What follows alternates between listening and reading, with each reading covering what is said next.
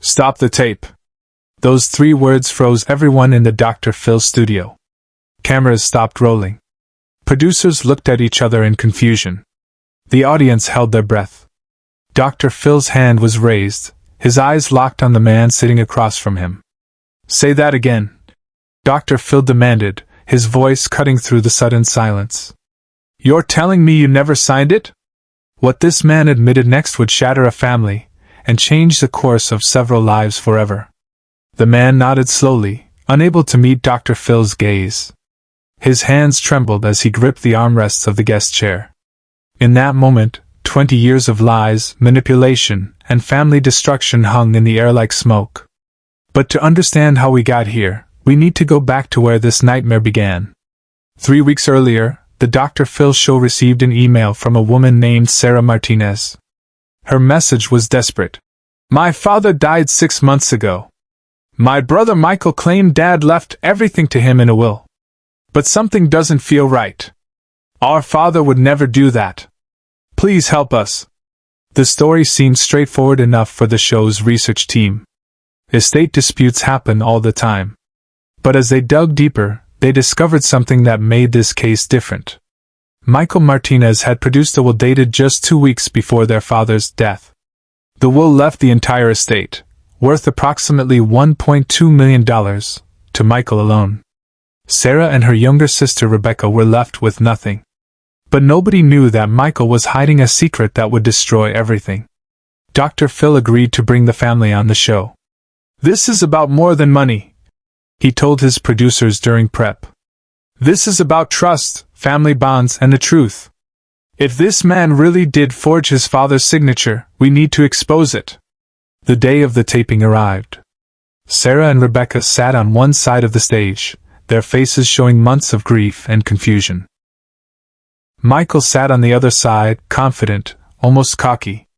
He had his lawyer with him, a detail that immediately raised red flags for Dr. Phil. Michael, Dr. Phil began, his tone measured but firm.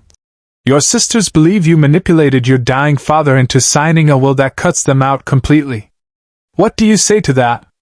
Michael leaned back in his chair, a slight smirk on his face. Dr. Phil, I loved my father. Everything I did was according to his wishes. He signed that will of his own free will.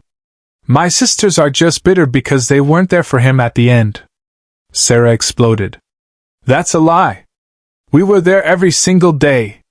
You kept us away in those final weeks. The tension in the studio was palpable. But Dr. Phil sensed something beneath Michael's confidence, something that didn't add up. Michael, let me ask you something, Dr. Phil said, his eyes narrowing. Your father had Parkinson's disease. Advanced stage. His hands shook constantly. He could barely hold a fork in those final weeks, according to medical records. Yet this signature, Dr. Phil held up a copy of the will, is perfectly steady. Explain that to me. Michael's lawyer leaned forward. Dr. Phil, we're not here to be interrogated about. Actually, you are. Dr. Phil cut him off. This is my show, and if your client has nothing to hide, he can answer a simple question. Michael shifted uncomfortably. He had good days and bad days. That must have been a good day. Dr. Phil wasn't buying it. His nurse's notes from that day say he couldn't even sign his own name on a get-well card from his grandchildren. But somehow he signed a complex legal document? The studio audience leaned forward. Something was about to break. Dr. Phil pulled out another document. Michael, I had my team do some research. This is a sympathy card you sent your sisters after your father's death. This is your handwriting. He held up the card, then held up the will. Notice anything interesting? The cameras zoomed in on both documents. The handwriting was remarkably similar, the same distinctive loops on the capital letters, the same pressure on certain strokes. Michael's face went pale. His lawyer grabbed his arm, whispering urgently in his ear. Michael! Dr. Phil's voice was quiet now, almost gentle. I'm going to ask you one more time, and I want you to think very carefully before you answer. Did your father sign this will? The silence stretched for what felt like an eternity. Sarah was crying quietly. Rebecca had her hand over her mouth, tears streaming down her face.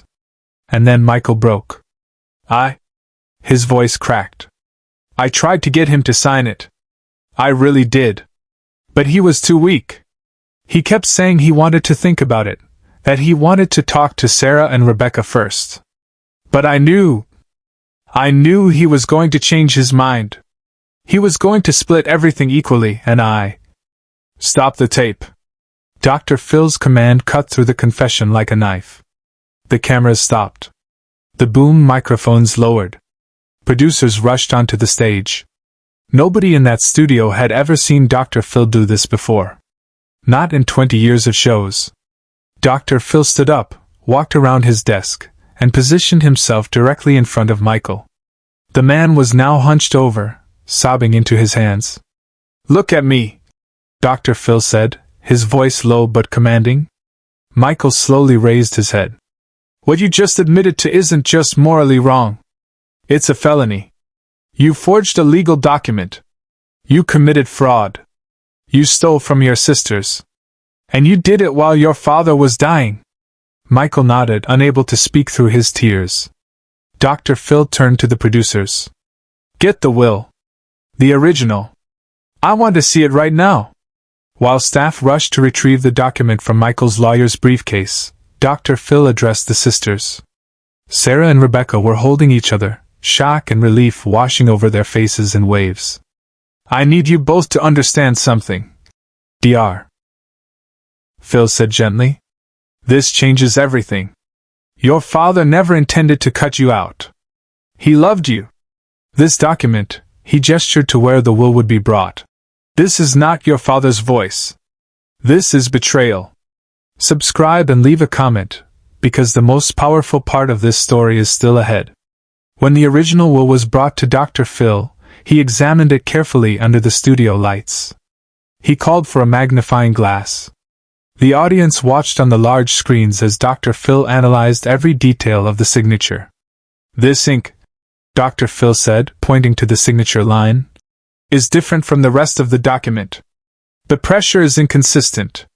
And look here. He indicated a small smudge. This is from someone trying to trace over something. Michael, did you use tracing paper? Michael's lawyer stood up. Dr. Phil, my client needs legal representation before. Your client just confessed to fraud on national television. Dr. Phil interrupted. The legal representation ship has sailed. What he needs now is honesty. What he needs is to make this right. Dr. Phil sat back down, the will still in his hands. Michael, I want to show you something. He pulled out a photograph, a picture of Michael as a young boy, sitting on his father's shoulders, both of them laughing. Your sisters brought this. They wanted to remind you of who you used to be. Who your father raised you to be. Michael looked at the photo and broke down completely. I'm so sorry. He sobbed. I'm so sorry. I was in debt. I needed the money. I thought I could justify it.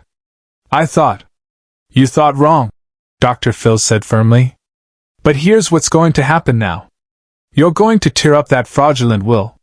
You're going to work with your sisters to execute your father's actual wishes. And you're going to face the legal consequences of what you've done. Dr. Phil turned to his team off camera. I want our legal consultants to meet with these sisters immediately after the show. I want them connected with the district attorney's office. And I want Michael to understand that this ends now. The cameras remained off. This wasn't about television anymore. This was about justice. For the next 30 minutes, off camera, Dr. Phil facilitated a conversation between the siblings. Michael confessed everything, how he had practiced the signature for weeks, how he had paid a notary to backdate the witnessing, how he had lied to the hospice staff about his sister's wishes to visit. Sarah asked the question that had haunted her for months. Did Dad know? In those final days, did he know what you were planning? Michael shook his head. No. He trusted me. That's what makes this so much worse. He trusted me completely. Rebecca, who had been silent for most of the show, finally spoke. How do we come back from this? How does our family survive this? Dr. Phil leaned forward. Rebecca, that's the question. And here's my answer. Your family was already broken the moment Michael made this choice. What we're doing here today is giving you the truth. What you do with that truth is up to you. He turned to Michael. You have a choice to make. You can fight this, drag your sisters through courts, spend years in legal battles. Or you can do the right thing. You can honor your father's memory by making this right. Off camera, Dr. Phil made a choice no producer expected. He called for his personal attorney. I want you to work with these sisters pro bono. Get them connected with the best estate lawyers in their state. Make sure this will is contested properly. Make sure justice is served. When the cameras finally turned back on, Dr. Phil addressed the audience directly. Folks, what you witness here today is something we can't just package up and move on from. This is real. This family is shattered. And while we can expose the truth, the healing is going to take years. The audience was silent. Many were crying. This wasn't entertainment anymore. This was raw, painful reality. Dr. Phil held up the fraudulent will one final time. This piece of paper represents everything that can go wrong when we let greed override love. When we let desperation override integrity. When we forget that family is supposed to be our foundation, not our victims. He turned to Michael one last time. You have a long road ahead. Legal consequences. Moral reckoning. The loss of your sister's trust. But here's what I want you to understand. Redemption is possible. It starts with full accountability. It starts with making restitution. And it starts right now. Michael nodded, his face still buried in his hands. Share and subscribe. Make sure this story is never forgotten. After the show, Dr. Phil spent another hour with the family off camera. He connected them with grief counselors. He made sure Michael understood the legal process ahead. He held space for Sarah and Rebecca to express their anger, their betrayal, their relief. The truth. Dr. Phil told them as they prepared to leave the studio. The truth is painful. But lies are worse. Today you got the truth. What you do with it determines whether your family can heal. 6 months later, the Dr. Phil show received an update. Michael had pled guilty to fraud and forgery. He received probation and was ordered to pay restitution to his sisters. The estate was divided equally, as their father had always intended. Sarah sent a letter to the show. Dr. Phil, you gave us something we thought we'd lost forever, the truth about our father's final wishes. While we may never fully forgive Michael, we now know our father didn't abandon us. That knowledge has been everything.